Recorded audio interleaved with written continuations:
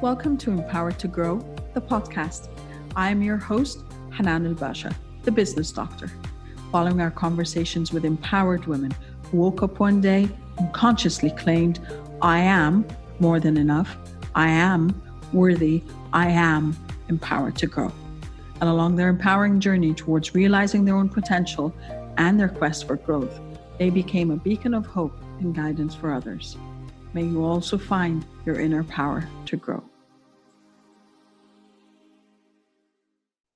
Hello again, everyone, and welcome to a new episode of Empowered to Grow. This is your host, Hanan Basha. I'm smiling already because I've already connected and we've already done our episode, but we're going to record it for you guys. Tonight, I have the amazing, the bubbly, the very energetic Audrey Cavenecia. And she is the Chief Content Officer of, let's say, 8 podcasts till now. She's on 3 of them at least. She is a master content creator. She's also she's an experienced leadership consultant and I want to say a storyteller as well on so many levels. Yep. Mm-hmm. So, Audrey, thank you and welcome to the episode. Oh, I'm so excited. Whatever's going to happen next, I'm excited already. Yeah, me too. So the starting point for me is always about empowered to grow. What does that phrase mean to you? How did it resonate when you kind of read, okay, podcast is empowered to grow?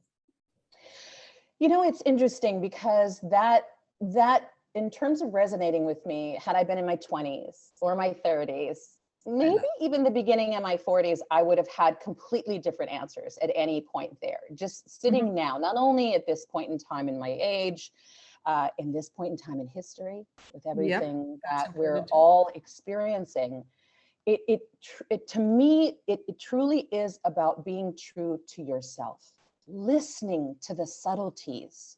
There's so much noise out there. We are in this time and place where we're inundated with conflicting information. It's accessible to us night and day. We've disconnected and forgotten our own, circadian rhythms, if you will. Oh my God, everything that's right, everything that's connected to the universe and knowing that there's nothing distinct from a plant and my arm and my mind, and it's all energy. Yeah. And so think about, if we just stop and take stock this moment and we think of everything that we're dealing with, everything that we're contending with, the fear, the sadness, the rage, the anger, the betrayal, the hurt, there is so much left unhealed. Yeah. There's just so much left unhealed. And you can't heal something if half of you is in the past, the other half is concerned about the future, because it's only right now in the present where we can breathe, where we can slow down, and we can let it in and we can say, how do I feel right now? What do I have to say about what's happening? What do I think about what's being requested of me?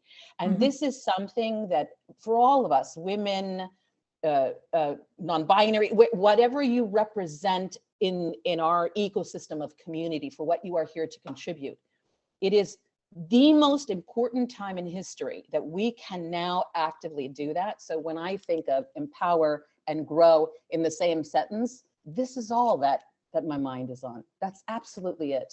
Just being in the present moment, living the moment, healing the past, so you empower yourself to grow into your future. That's right.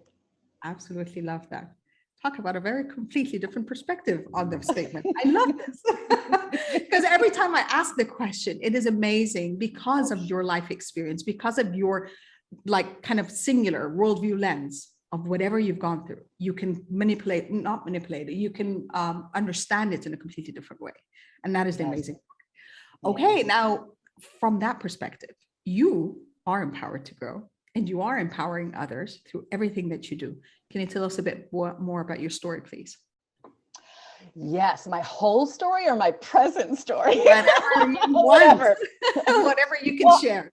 Well, I think my whole story actually lends itself exactly contextually to what, we were just talking about, the present and listening to oneself and, having a cue on that, because in terms of my unique view of the world and my unique experience of it, I come from a lot of dichotomies, a lot of polar opposites. So I was of immigrant parents.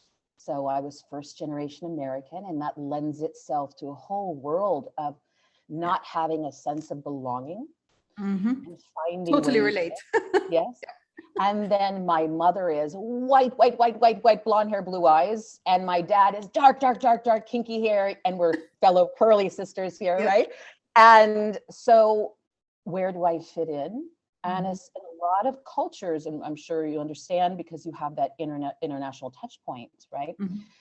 A lot of cultures that are dark from all over the world exist inside of caste systems. So they whether it's an overtly stated caste system or whether it's a covert, latent caste system, you come to the United States, and a lot of people that are darker think, I'll be better off if my children are lighter.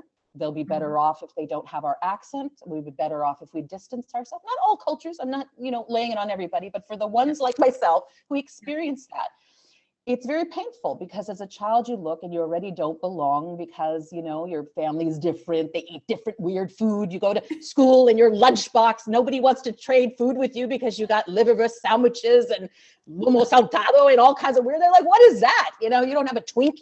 Where's your Twinkie? We weren't allowed to have Twinkies.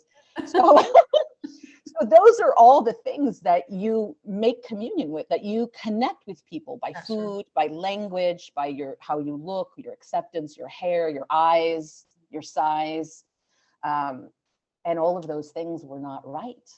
Yeah. And to have also in my mind that my father chose my mother's from Germany, then for me, I look at her and I looked at everything on television at that time, everything that was, pretty much exalted as beautiful. And I am not that.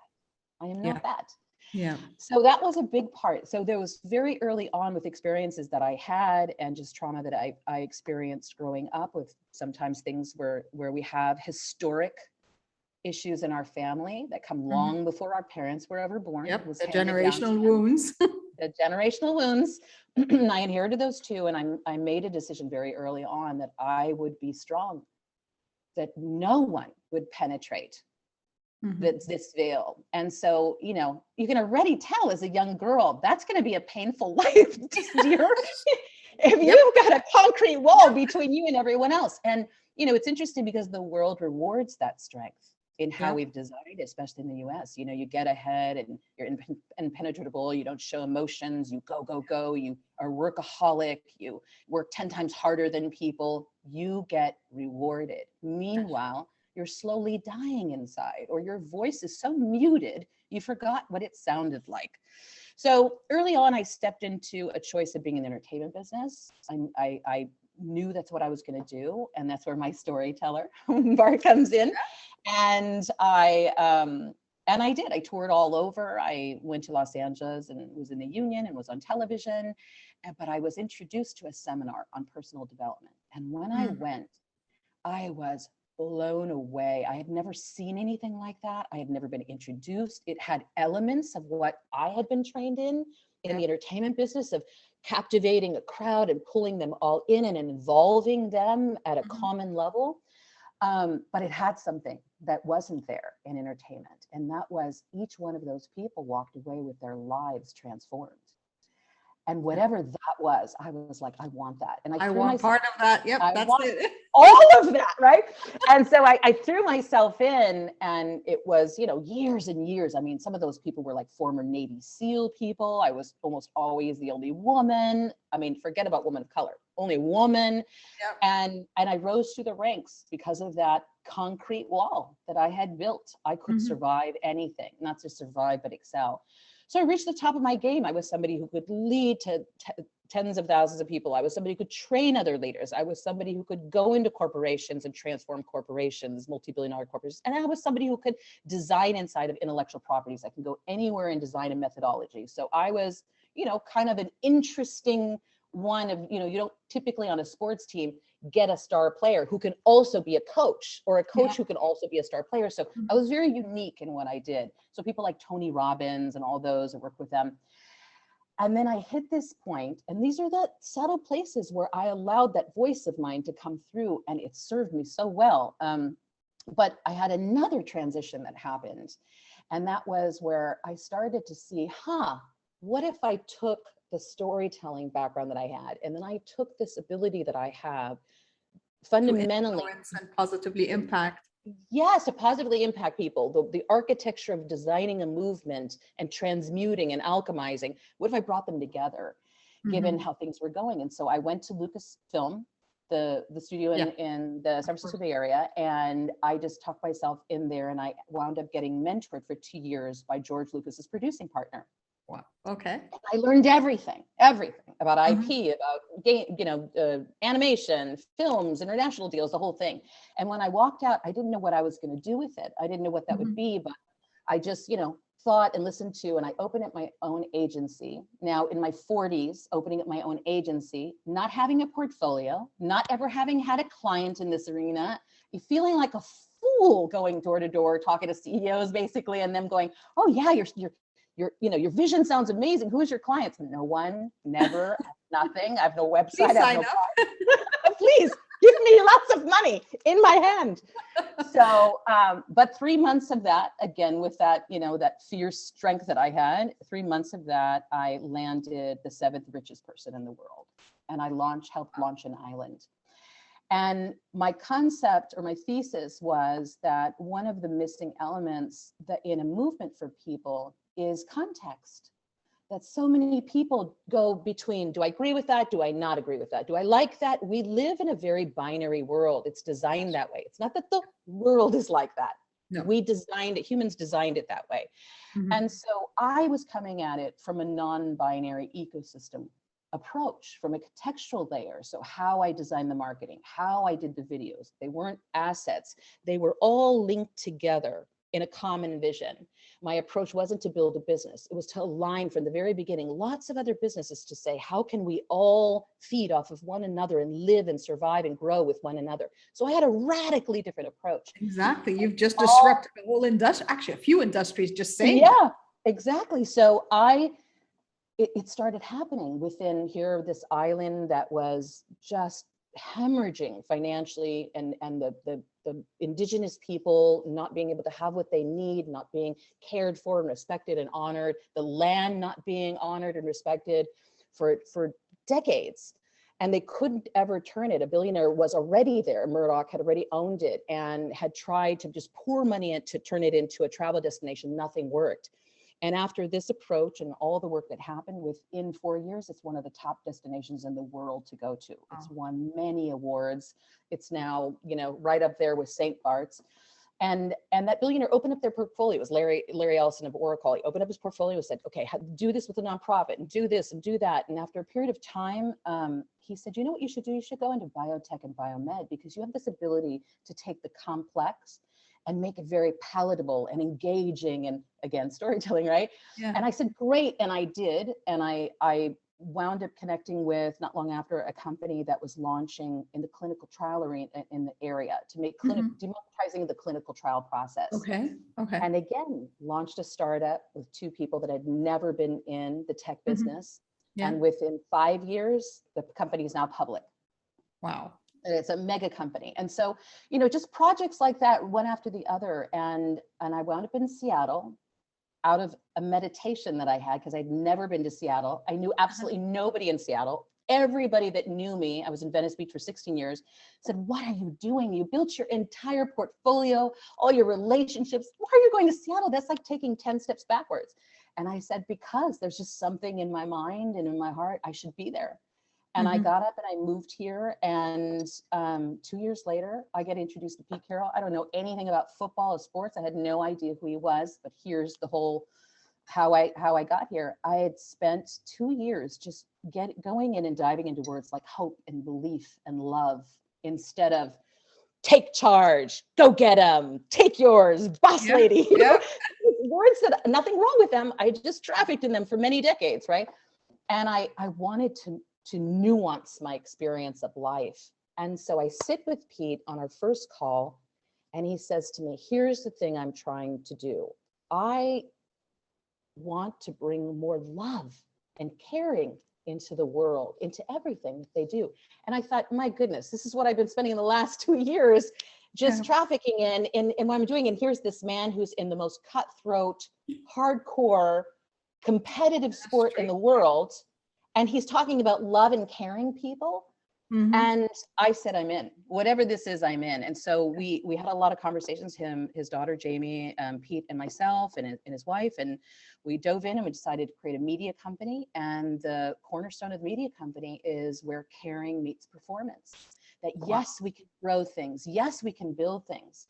But what if we built them all on the foundation of caring? What if we built everything? Not that we all have to agree, but what if everything was built that way? So it's extremely powerful that my entire team, month after month, we just feel like we're evolving, because it's not just something we're doing outwardly. Internally, we recontextualize our approach and what we do by saying, oh, okay, what if I brought love to this? How would I do it differently? So yeah. And that's Amplify Voices, the podcast. And that's Amplify Voices. Yeah. Amongst the portfolio of other. Yeah, it's a media company. And what I do is we're really truly focused on finding voices that are out there that are exemplifying where caring meets performance in every possible way, and diversity and equity and inclusion and leadership and communication, and for educators and parents and young people. So we're very focused on the business sector because we think that's a place where it's very missing.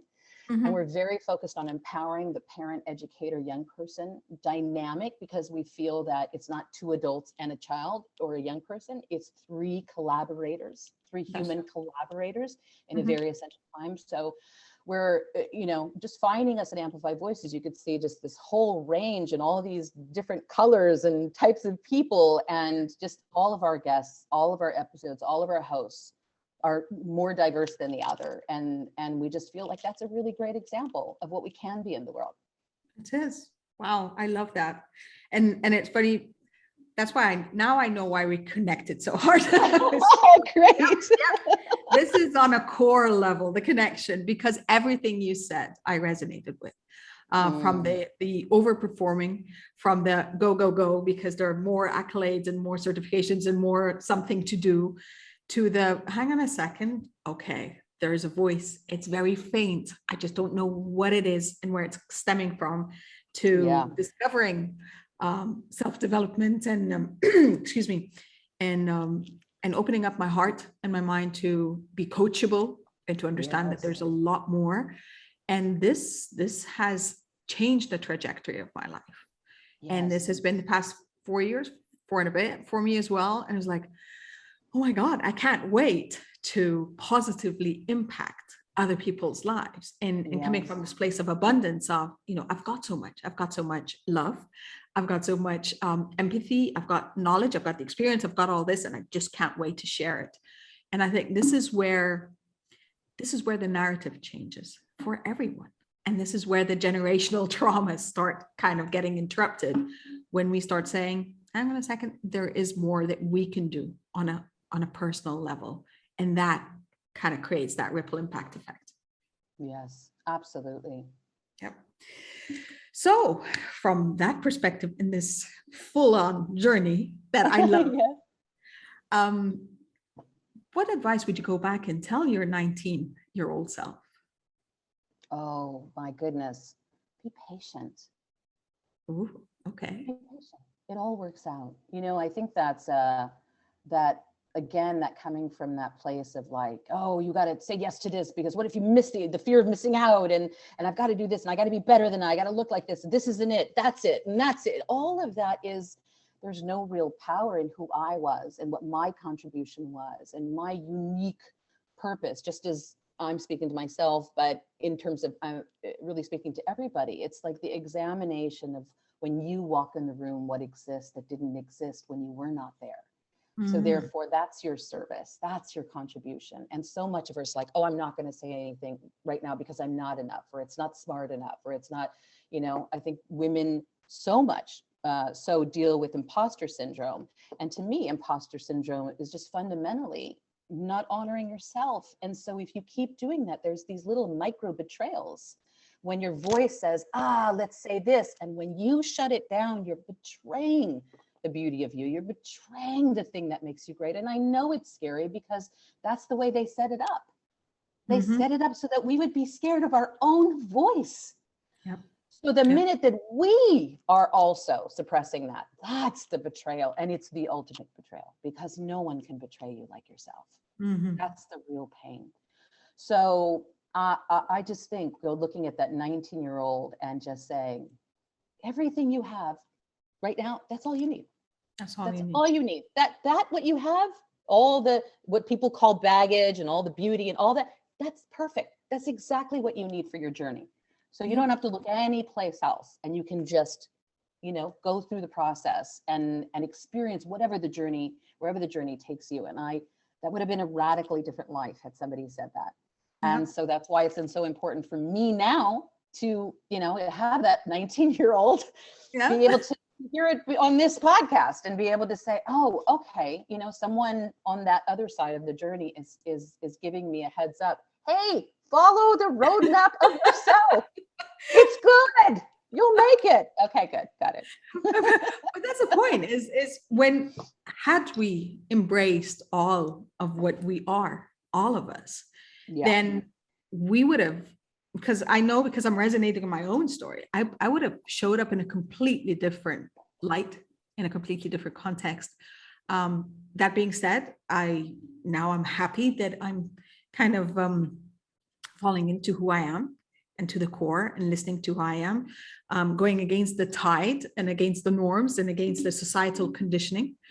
But understanding that you've got all you need to be uniquely you, to create that unique version of yourself and that story of yourself. That's right. Completely. Other end of the spectrum then. That's right. If we use a time capsule, what would you like your 90-year-old self to thank you for today? What would I like my 90-year-old self to thank me for today? Yeah. Everything that I said in this conversation, that I listened. Mm-hmm. And that's okay. I mean, I think if you're 70 and you're just starting to hear your voice, that's exactly when you were supposed to start hearing your voice, So there's no, the feeling of regret is there. I'm human. We're all humans. So of course we're gonna have that experience, but that I'm doing it wherever I'm at 90, I'm sure that 90-year-old Audrey would be like, oh, thank goodness. We wouldn't have got here if you weren't there in your 50s, Audrey. I was like, oh, isn't she? Exactly. She did. That's she listened. right. She listened to her voice. Wow. Okay. Talking about voices, you have a very strong voice. So you're on a stage again, and you're talking to tens of thousands of women. And the talk is about being empowered to grow. What would be that last message you leave them with? The interesting thing for me is how focused we are on mental health. Mm-hmm. And I think that I think we should, yes, focus on it. But at the same time, I think we should look at it, the absurdity of it, by saying, what if we took so much focus on our left hand? Mm-hmm. It's part of us that's equally important than everything else. So why is it stigmatized? Why can't we talk about it? Why are we so related now to our heart with our wearable things and our heart rate? And every time we go to the doctors, they check our heart rate, but nobody tells us that our brain is the remote control. Mm-hmm. It is what gives us access to our hormones, our emotions. We can retrain it. We can build new grooves. It gives us access to healing, but it also, when we quiet it, we get access to the higher consciousness. So the brain is a gateway and a functional component to everything. That's true. I think it's very strange that we're saying mental health, like, oh my gosh, yes, let's all learn how to use this very important part. You know how you run around the house when you can't find your remote control? Where is it? Is it in the couch cushion? Where is it? Why don't we have the same relationship to learning this amazing thing about our brain? Why do we go to the end of our lives only utilizing a small portion of it? And that's because we're not present. It's like all of us with our iPhones and our Androids. How many of us have read the manual? Not me.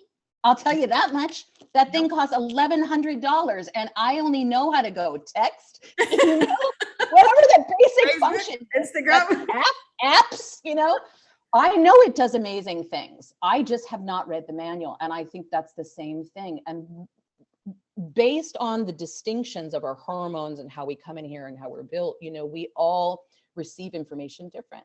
women cannot maintain in a fight or flight state as much as men are. And so much of our careers demand that of us to be in that state. Yeah. We have to be very in tune with our brain. We have to be very in tune with our body. We have to be very in tune with the uniqueness of it. We have to be very in tune with our unique journeys because of what they've done. But healing is just everything. It's just everything. How do you create when something is fractured? How do you create?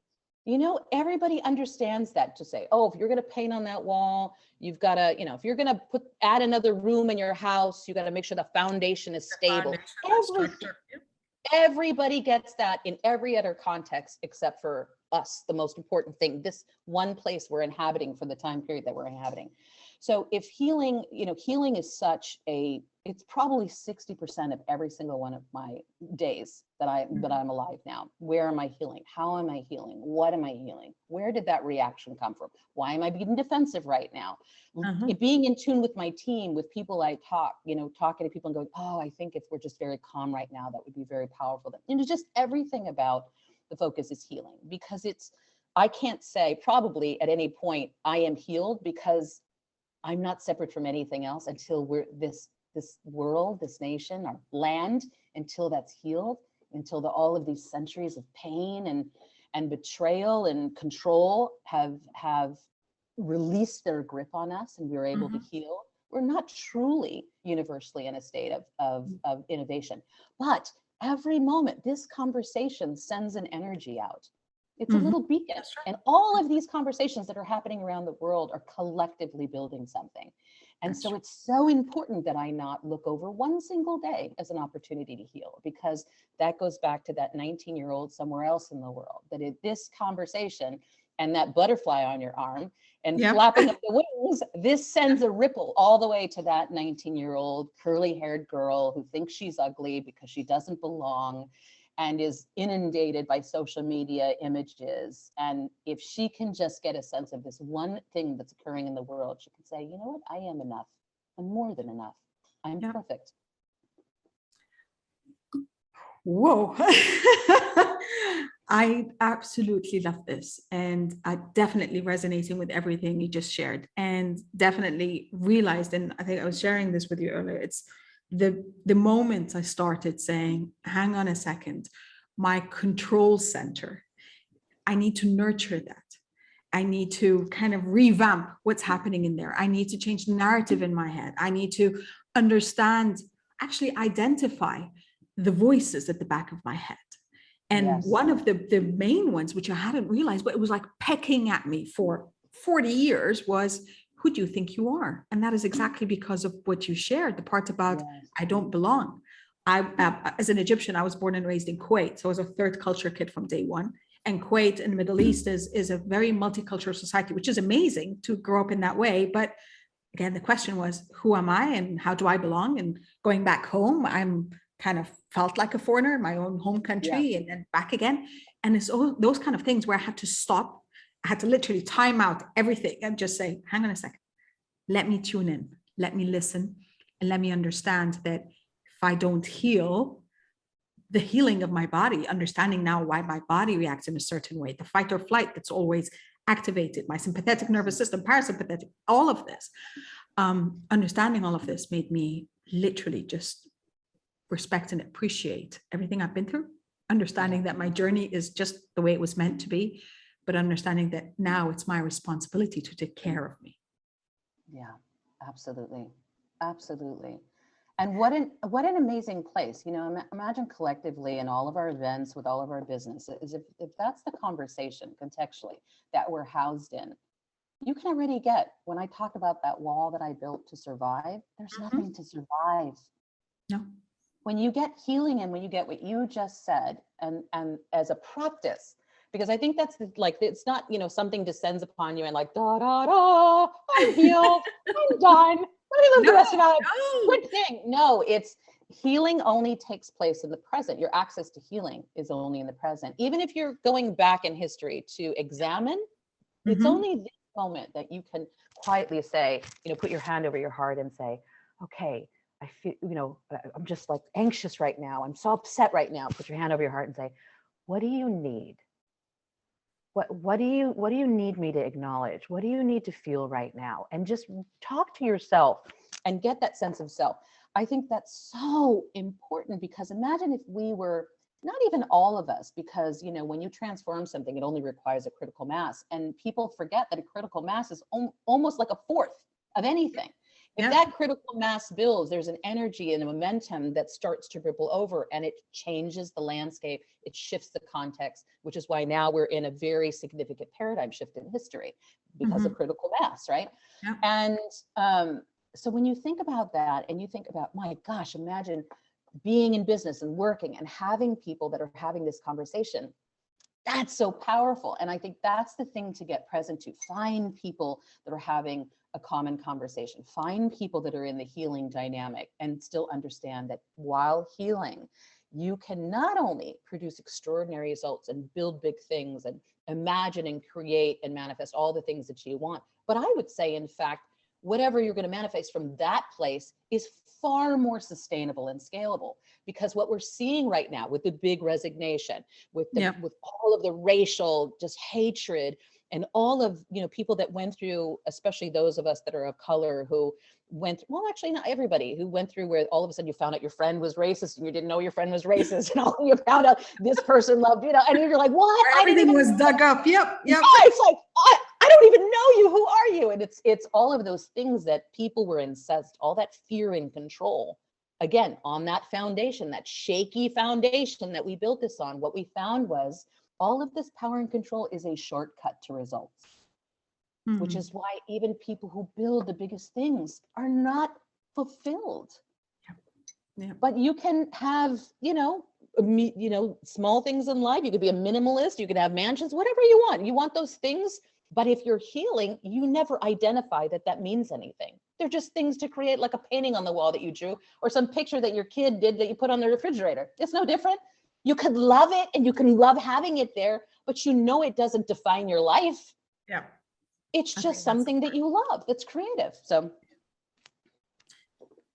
we're going to pick this up in the Uncharted discussion, which is our second part. But for now, where can our viewers and listeners connect with you in virtual space? We're going to be including all the links, but I'd like you to include them as well, please.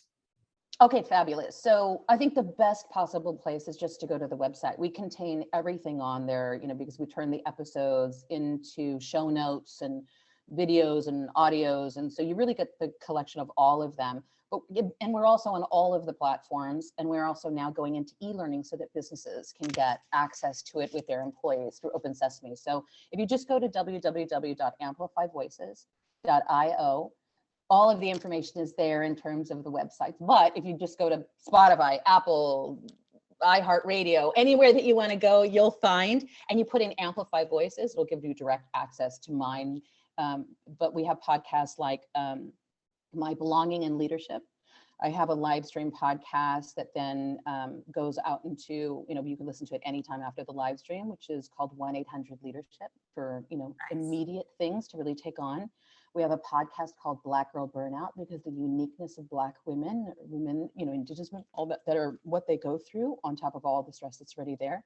We have a podcast by New York Times bestselling author around historical trauma and healing. Yep, waiting for it. We have a podcast called Possibilities Over Problems, which is the relationship between educators, parents, and young people. Which we're really excited about. We have a podcast coming out called Pocket Humanity, which is by a Black gentleman and a white gentleman who are business partners and friends for 20 years, and also co-hosts on things that they do and a business that they're running. And they're really lending themselves to like how they discuss their differences. They're going to take on different topics. We have a podcast coming out called Let's Talk White Guys. 3 super successful white guys that are really talking about, what they have to contend with, their privilege and all of that. So there's so many podcasts in terms of how one can experience other communities and what they're talking about, but also what you're going through. So, and we just love, definitely reach out and sign up for, staying connected, or reach out to me. I mean, anybody can. My email address is audrey@petecarroll.com. But it's so important, because I'd love to hear what people want to hear, because, that's what we're doing. We're grabbing really great podcasts and getting up underneath people and amplifying their voice and giving opportunities for this conversation. So I Pretty love easy that. to reach out to me. And I love the diversity of everything you spoke of, because I understand how what podcasting did for me personally is when I really tuned into listening, I could literally kind of peek into other places and other situations and other lives where I thought, hang on a second, I felt alone.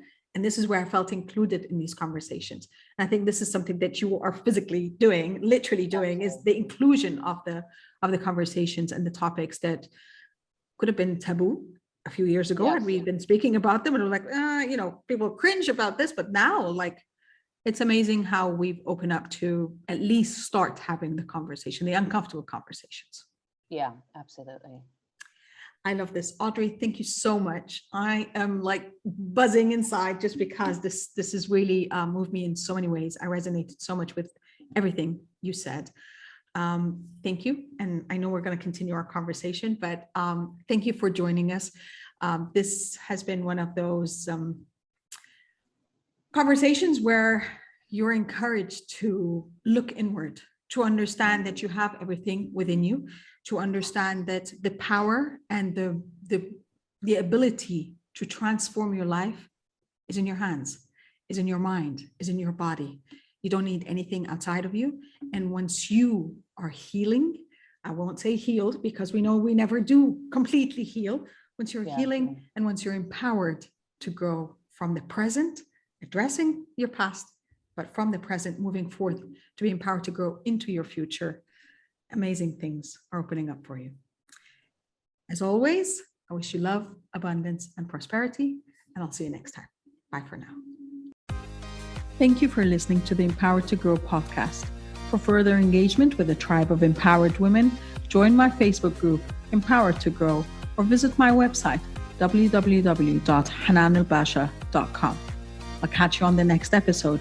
And until then, know that empowered you empowers others. Love, abundance, and prosperity to you all.